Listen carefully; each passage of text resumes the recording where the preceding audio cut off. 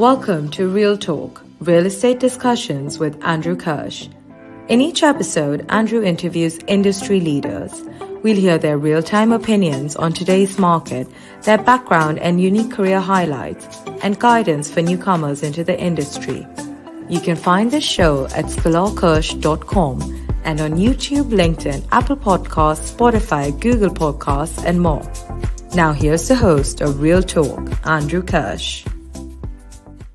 Episode 38 of Real Talk. I want to thank Chris Powers for having me on his podcast a couple of weeks ago, the Fort podcast, where Chris, myself, and Zach Straight of Way Capital had a really in-depth, fluid conversation on, what to do when things aren't going well, when your loan is underwater and the lender is exercising remedies. Obviously, we are handling a lot of those deals, whether they're lender assisted, facilitated sales, short sales, deed in lieu's, loan modifications. That's what's occupying most of our time, specifically in office and also in multifamily these days. In this episode, I'm pivoting a little bit and I'm talking to a good friend and client, Noah Hahn, founder of Meriwether. This is a company that you need to learn more about. I mean, they transact at the intersection of real estate and lifestyle, highly amenitized properties, second homes, hotels, club business. They create lifestyle experience around their real estate. They're in fantastic locations throughout the, North American region, from Aspen to Big Sky, Montana, to Carmel, to Costa Rica, to Cabo. Just unbelievable locations, unbelievable resorts. As Noah says on the podcast, we sell things that no one needs, but really wants. So I hope you enjoy my podcast with Noah Hahn. Hello, welcome to another edition of Real Talk. I'm here with my good friend Noah Hahn, partner of Meriwether Companies. Noah, how you doing? I'm doing great. Thank you, Andrew. Appreciate it. Absolutely. So, Noah, you already win a prize for having one of the cooler setups of any of my podcast guests. See a weight rack and a tonal behind you. One other guest had an infrared sauna in the background. So maybe you have that somewhere else in where you. No, but it's certainly on the list of toys to go get for sure. Yeah. So for my audience who doesn't know Meriwether, can you describe what the company does? Sure. So we're a typical real estate sponsor. We're a resort development company. So we're pretty niche-y. Our primary focus is really on amenities. We're an owner and an operator of amenities. And then we're kind of agnostic as to what the real estate is around it. So that could be second homes, it could be a hotel. We do a lot of stuff in the club business. And so kind of the three pillars of our company are kind of outdoor adventure sports, fitness, wellness, social community. And so if it fits into those buckets to create an experience in and around real estate, that's kind of what we do. Yeah, I love on your website here, it says the intersection of real estate and lifestyle. So maybe you didn't know that it was on your website, but I'll tell you. I vaguely remember that, yeah. By the way, I don't even know what's on my website. People will say, hey, I saw this on your website. I'm like, okay, I think that was created years ago. That's about right. Yeah. So how, we work in so many different asset classes, your traditional asset classes of multi-family and office and retail, industrial and self-storage and hotel and hospitality. But this is even nichier than just general hospitality. So I guess how did you get into this? So personally, my focus has always and desire is always to be in the hospitality space. I came up through the business on the investment banking and private equity side. So I have three other business partners. we've all spent most of our careers in and around the resort space, but just different functions. And so personally, I handle all of our acquisitions and deal making and capital formation and all that stuff. My partner Graham was with the Discovery Land Company, which a lot of guys in the business are familiar with. My other partner, Dave Likens, was the president of Mammoth Mountain, Big Bear, Kirkwood, was the chief operating officer at the Kelly Slater Wave Company, through and through operations guy. And then my partner Garrett is in construction, and he's built stuff, all over the mountains and so forth. So, how did we form Meriwether? Was really, I had no choice. I was a partner in a private equity firm that was backed by Lehman and had a co-investment with a guy who had all this money with Madoff. So that was a pretty good blow up for me. And it was like, leave the business or start my own gig. And so that's what I did 2010, 2011. Wow, combination of Lehman and Bernie Madoff. That will drive someone to be an entrepreneur and just have their own destiny be in their own hands. Yeah, it was amazing running around being like an early 30-something real estate finance guy looking for a job in 2009. Yeah. So, a lot of my clients in some of these other asset classes that I talk about, and I'm looking at my board here, they're not transacting in some of the countries or even the world's, most unbelievable, just picturesque sites. And I just looking at your website, everywhere from Aspen to Big Sky to Costa Rica to Carmel to Cabo. I mean, man, you definitely chose the right niche to transact in these locations. It's funny. I actually was just doing a kickoff call with a branding and marketing firm about an hour ago, and they made the same comment. And my response is, yes, I could certainly be doing business in Tulsa or, somewhere in the middle of nowhere. Hopefully I didn't offend anybody by Tulsa. But yes, they're wonderful locations and it's great. And, like everything else, it's maybe not as glamorous as it may appear. Usually we're sitting in a conference room somewhere while people are running around and on vacation and so forth. But yes, we do very, very cool stuff. I'm leaving for Indonesia for a resort we're working on there on Sunday. So yeah, good example of I can't complain.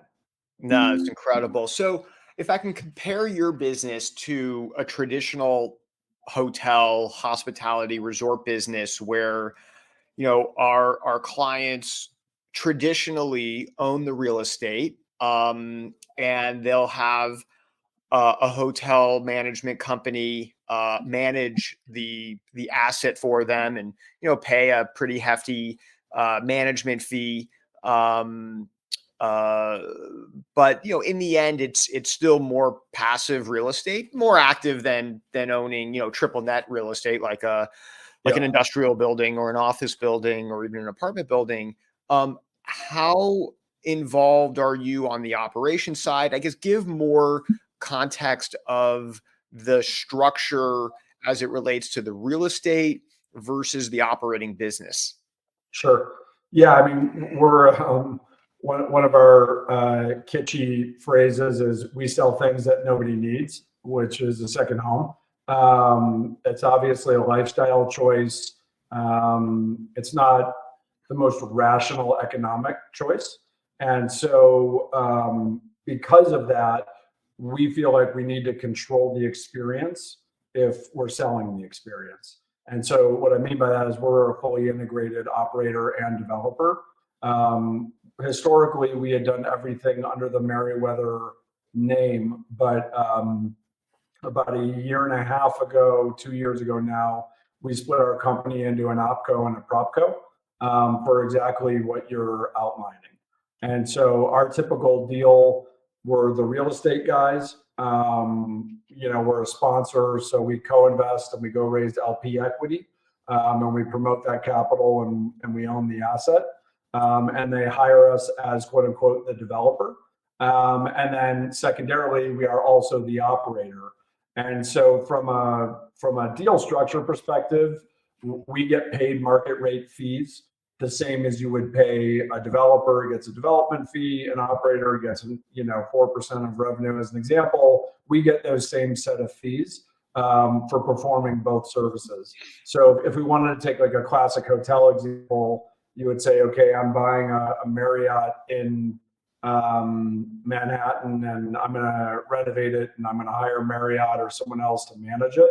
You can think of us as both the sponsor of buying the real estate as well as call it Marriott or the management company. So we're kind of fully integrated and we do everything. The nichier stuff that we do, particularly in the club world, does not lend itself well to kind of the tried and true hotel operator model. And obviously there's lack of alignment in that model that everybody sees the hotel operators taking top line revenue, and there's friction there. We tend to find that capital likes the structure because we're also co-invested in the deal, and we own a piece of the real estate, and we're signing on loans and taking all that risk. And so there's a little more alignment in this structure. Yeah. Now, will you operate for a third party owner where you don't have an ownership interest? So the answer is yes. But those deals are primarily structured as if we do. So because we have such a niche expertise, as an example, we formed a partnership with the Sanchez Navarro family down in Cabo, where we're doing a man-made wave basin, which we have a very niche expertise in, as well as a golf course and a club and so forth. And so they look at that and said, okay, I could hire Troon to manage the club. I could hire someone else over here, and I could hire a contractor. And all of a sudden, there's a lot of cooks in the kitchen in what is a very complicated deal. And so we're kind of a single source. And so even though we do not have a co-investment, we might as well. They didn't want that because it's a family-owned asset, and that opened up a bunch of issues. But we're ostensibly the sponsor of the deal. We have a very similar structure with Reed Hastings at Powder Mountain up in Utah. And so what we've been finding more recently is that people have hired us for our expertise. And, the money is already there, let's say, but they really need the niche expertise. And so whether it's Aspen or Cabo, that's where we're getting hired, and then we'll throw in some alignment capital or not, depending on the deal. So in terms of your end consumer, I mean, coming out of COVID, the second home market was just on fire. People valued outdoor recreation more than probably any time ever before. How have things changed now that we're 3+ years coming out of COVID? Economy has changed, although you wouldn't know it with labor market and how the stock market is performing, but certainly in the real estate industry, we're all feeling it. Maybe we're a precursor before the rest of the economy feels it. But how's the overall health of your business from a consumer standpoint?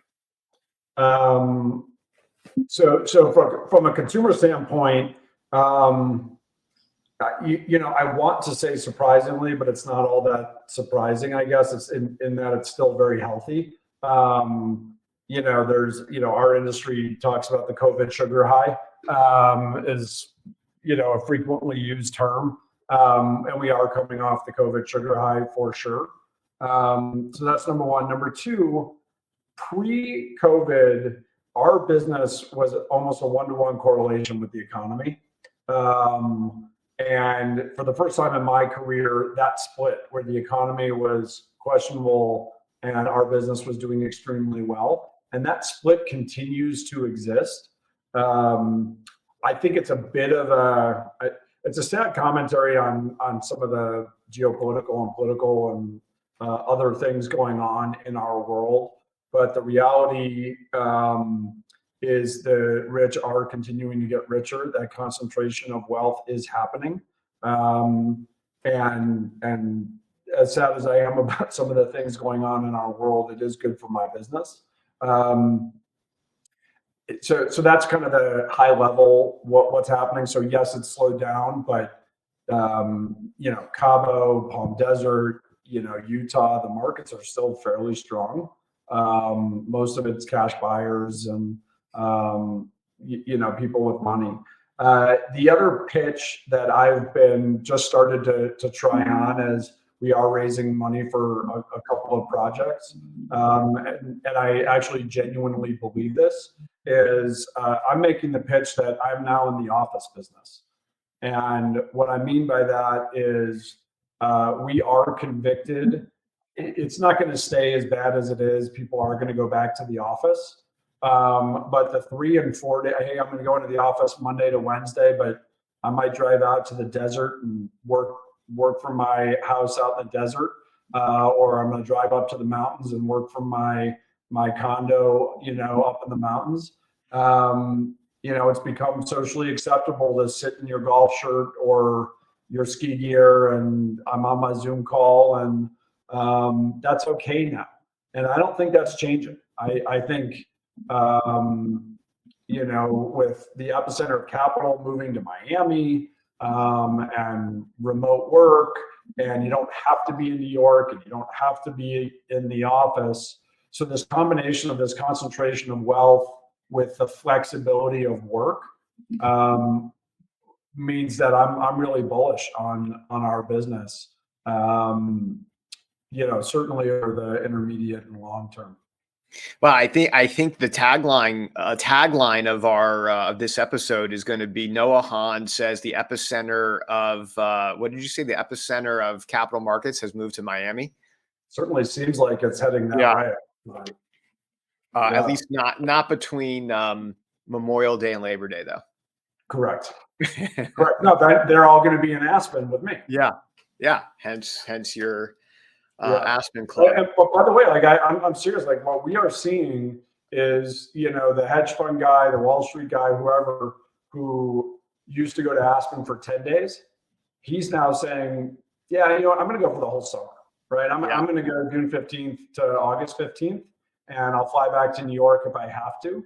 And so that duration of stay and the psychology of the vacation rental business and the second home business has changed, and I don't think it's changing back. Mm-hmm. Well, interest rates on real estate in general has skyrocketed. Obviously, single family homes have gone up significantly. Has that affected your customer base, or it's just the 0.1% of the 1%? And therefore, no, it's not so much that Discovery, a friendly competitor of ours, Discovery plays in that space, right? The 0.1 of the 0.1, but our customer base is a notch or two below, but still, super wealthy, and so and they didn't finance deals, 2 years ago either, right? Our business has been primarily cash buyers. A lot of guys will, get a line on their, with their wealth management firm or whatever. Yeah. But we're primarily a cash business, and so, the financing hasn't hit our customer. And then, I think we were chatting about this. Nobody would really lend us money anyways, because we were such a niche-y, risky business. And so from a capital structure, we wouldn't have done it, but it wasn't available anyways to go out and kind of leverage our deals. The returns on our projects are not driven by leverage. We're not a multifamily deal where 25 bips on either side of your debt kind of blows up your deal. That's just never been the nature of our deal. And so, knock on wood, we don't have a lot of leverage right now. Yeah. So let's talk about the capital markets. Obviously, it's impacted our business, all of our clients' business. How has it impacted your business? First, let's talk about, the equity side. Do you rely on institutional equity, who for the most part for the last 12, 18 months have been mostly on the sidelines? Family offices, high net worth, private capital, they've still been doing deals. So are you capitalizing it more on, JV institutions or friends and family syndications, or give us, some insight into that? All of the above. The last 3 deals we've done have all been with super high net worth families who brought us into the deals. We did Meaning just, they sourced the deal. they had the deal, but they needed the expertise, right? Yeah, So it's, got it. again, it's club and hospitality and amenity driven. Certainly the wave pool and ski operations, and again, really niche-y stuff. We did just buy a distressed deal in San Diego, and that was an equity syndication with a highly structured senior loan. That was a Wall Street, New York type loan, and so the issue primarily, this is just my personal belief in real estate, writ large. Institutional capital was formed for real estate and funds, and it's put it out in 3 and bring it home in 7 type situation. And I personally don't think that real estate was designed for that. And I think, frankly, low interest rates, private equity funds were able to churn capital in the last 2 decades. But 5 years is not a business plan in real estate, right? It's 7, it's 10. And so to me, there's a huge mismatch between capital formation and real estate in general. And in our business, that's particularly exacerbated because it is an operating business. Pretty much everything that we do is some form of operations.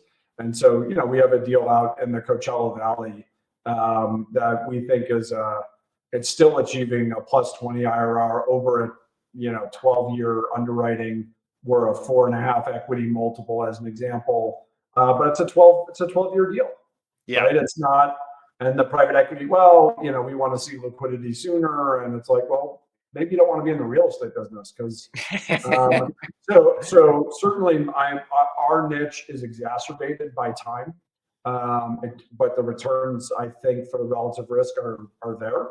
But I think it's an issue in real estate in general. Yeah. And then how about on the debt side? I mean, so much of your product is, I assume, based on you need construction financing. How is the construction financing market for you? Do you go to money center banks? Do you go to debt funds? What's your source of debt? And I know you said that you've already been constrained on leverage before this recent credit crunch. So you're not seeing the impact that some of our other clients are suffering because they were given 70, 75, 80% leverage, preferred equity, mezz. I mean, it's high octane debt. So going forward, what type of debt is available for you? Yeah. So I was lucky and unlucky enough to be a partner, called a junior partner in a firm that blew up in 2008. And so I had in our niche, and I had the benefit of being senior enough to be in the room, but not senior enough where my name was on the loans and I didn't have a whole bunch of capital invested, but just watch the whole thing blow up. And so that was a great experience for me in my career, to just know that, real estate doesn't just always go up. And so for us, our capital structure is everything. I was just pitching someone on this deal that we're raising for out in Coachella. And like every phone call I'm on lately, oh, well, we'd love to be preferred equity. And some version of, I'm sure you would. But, it's not a distressed deal and so forth. And so historically, nobody would give us a lot of leverage because it was an operating business. And frankly, we probably wouldn't have taken it. And so, there is still leverage out there for our deals, but we typically underwrite 30 to 50% leverage. Oh, that's it. Because A, it's not available, or B, we just don't want to take it on. We've been, knock on wood, we've been really disciplined and have walked from really good deals because we couldn't get the right cap structure in place. But the ability for all of us in the real estate business to get Pac-Man'd from below is real, especially in today's market, right? So you're talking about taking on a senior at 7-8%, then you're taking on pref or mezz, that wants a 15, and so you're really putting your capital at risk. And so I've walked from 2 deals that I really wanted to do in the last 18 months because I couldn't get the right cap structure. Yeah. Look, if you don't have the right cap structure, then it doesn't matter how great your project is. It's not going to work out. So I want to pivot the conversation to the development side and the land use permitting side, and how long it takes to get entitlements, especially in some of the markets that you're in that I could imagine are resistant to a lot of development. I don't know if I don't want you to talk, I want you to feel comfortable talking about the project. So I guess I'll ask it in general. No, there's nothing I'm not comfortable talking about. I mean, look, we just got at this deal that I'm talking about out in Coachella is a project called Coral Mountain. We got absolutely spanked. Was this the Kelly Slater wave pool? This was the Kelly Slater wave pool project. And I mean, look, we made a good land buy. There were underlying entitlements that we were relying on. And so, in fact, that's the project we're now doing. So we have great land basis and we have great underlying entitlements. We did spend 3.5 years of our lives trying to get a fairly innovative project. And we got spanked. And it's really a shame. Our whole thesis was the facts would win in the end. The main consternation was in and around water, and the underlying zoning was the use of water. The amount of water use in a recreational amenity. But the underlying zoning is for a golf course. And so nobody actually looked at the facts. It was, you guys are surfing in the desert and nobody has any water. And how could you guys do that? And but the reality is we are now going to build a golf course that will literally use 12 times the amount of water we were going to use for the wave basin. And so what is it? Is it just that the local government officials prefer to play golf and they're not surfers, or what is the reason? No, it's actually really simple, and but I also need to be delicate here because I am still in that marketplace. And by the way, what I'm about to say is also true in Aspen, Telluride, Carmel, Steamboat. These are very small city councils. The people that are on city council are, local people from the community, and their budgets are tiny, right? And so the implications, as an example, of bringing a $500 million to $750 million project to say, you constituents, you're not listening. Here are the facts. Here's what's happening with water. Here's the revenue base it's going to bring. It's an operating business, so it's going to bring jobs. They just wanted to get elected. And it was literally the perfect storm. We were delayed a year because city council, because it was so small, didn't meet during COVID. So we lost all of COVID. And then we came out of it in the middle of an election year and a drought. And so, we were written up in the Wall Street Journal, in the New York Times, in the LA Times on the Monday before our Tuesday hearing. We just got lambasted. Nobody cared about the facts. Nobody looked at it. And we made the wrong political calculation. We should have stayed quiet and not said anything and not done any press releases and just had gone about our business. But it was such a boon for that community, and they missed it. But my whole point is, these people just want to be reelected because they like being the mayor. They like being in these small towns and having a role. And so you really got to understand that and appreciate that. We actually have a very successful entitlement track record in all these small communities. I think our strategy, we missed a little bit, and the rest of it was just unlucky, right? I mean, we got unlucky because of COVID. That city council people in that example said, had you guys been here 12 months, 12 months ago, you would have gotten approved 5-0. Yeah. So, It's just a different climate. So do you own that land, or did you have an option? yes. No, we owned it. Again, we had underlying zoning in a backup business plan. And so, and frankly, that business plan really gotten better because there's no inventory out there because of COVID. So COVID was a blessing in that way. And we bought the land really well. So we always had we don't ever go naked on a deal where if we didn't get the entitlements, we're done. We always had a backup business plan, and we liked our land basis. So. Gosh, look, it's there.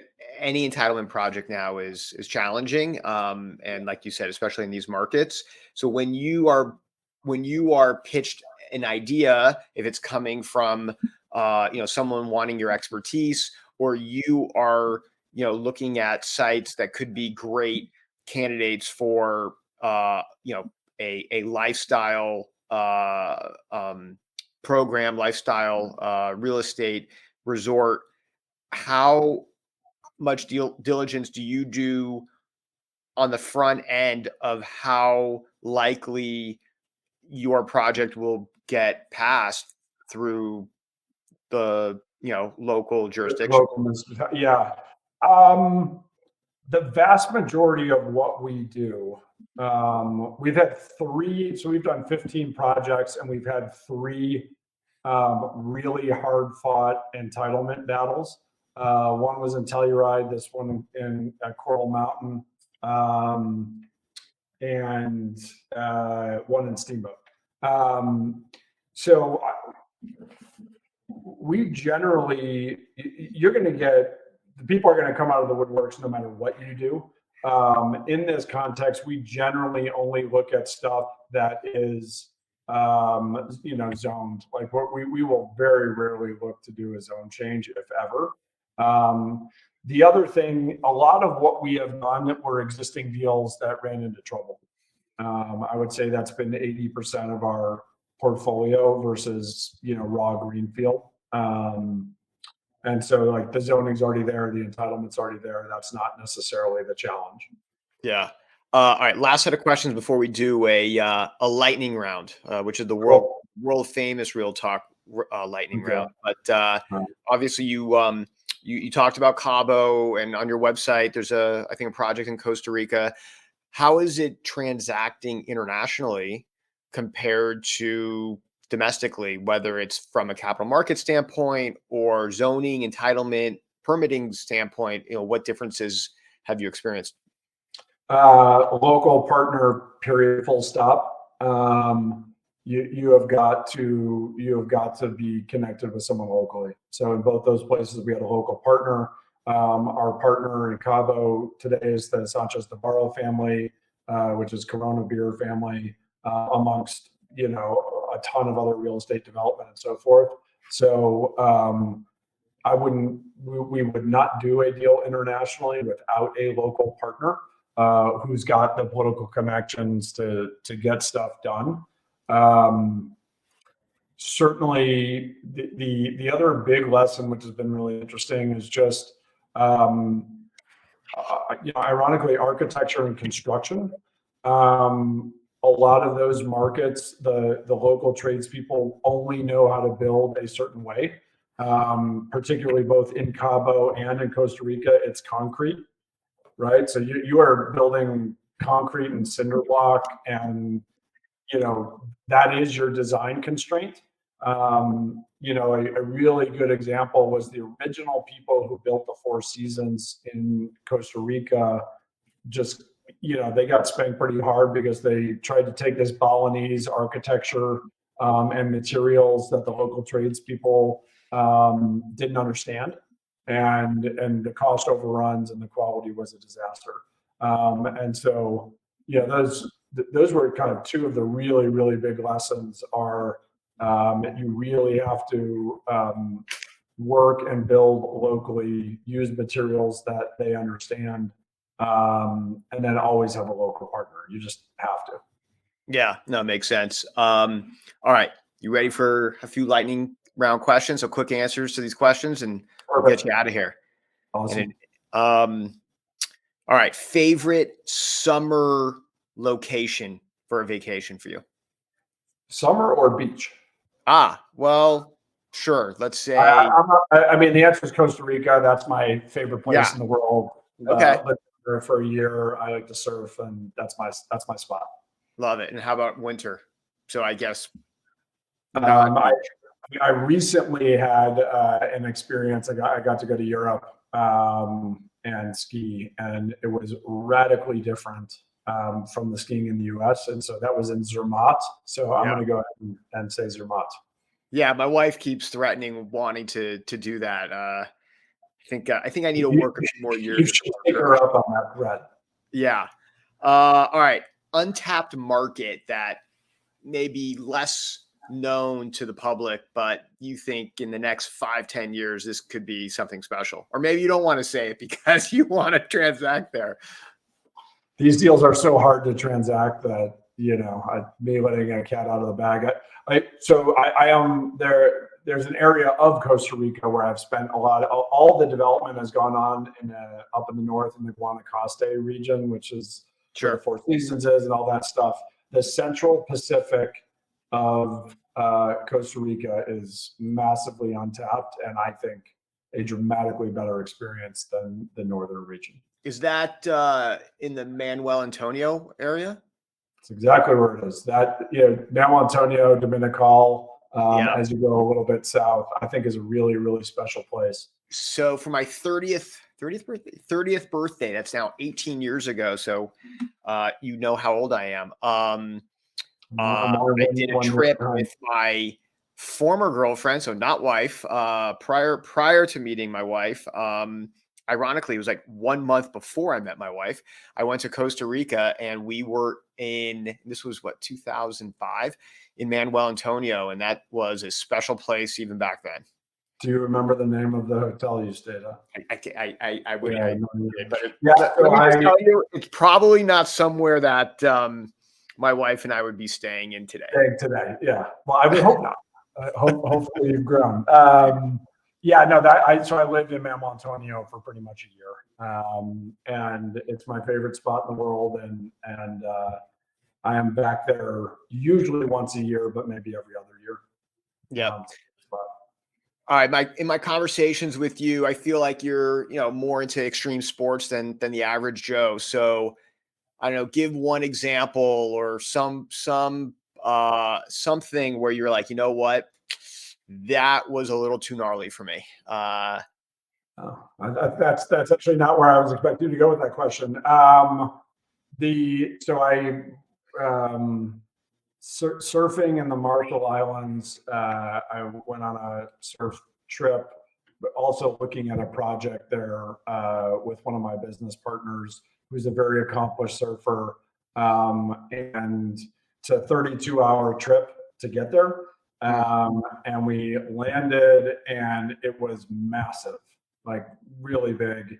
And I hadn't slept in 32 hours, and we got right on the boat and right into the water, and everybody's yelling at me to go, and I was like, yeah, no, I'm gonna hang out on the shoulder out here. But it was probably, I don't know, 3 to 4 foot overhead over a shallow reef, and I was just like, no, I'm a Jewish kid from Chicago. I'm a little out of my element here. I'm gonna go ahead and pass on this. All right, well, where do you think I was going with the question? What are you doing? Sure. So I've recently got into foiling. Is my Foiling. new kind of conquest. I'm doing it. Yeah. I live here in Boulder, Colorado, and we do it out at the reservoir, but you can also do it in the ocean. Yeah, no, I've seen it. People here in the Pacific. Yeah. So that's the newest thing I'm working on. Yeah, no, it's awesome. Hey, Noah, I really appreciate your time and candor and all the projects that you've done. It's they're really special and iconic, and I thank you for coming on the show and wish you all the success, you and Graham, your partner, with all the projects that are in the pipeline. Thank you so much. I really appreciate it. It's my first podcast, so hopefully it was worthwhile. Well, I'll find out. I'll get all the feedback, and I'll only send you the positive ones. Please, I could use the boost. All right, Noah. Thank you. All right. Thank you very much. Appreciate it. All right. You've been listening to Real Talk, Real Estate Discussions with Andrew Kirsh. You can catch prior episodes at sklarkirsh.com and on YouTube, LinkedIn, Apple Podcasts, Spotify, Google Podcasts, and more.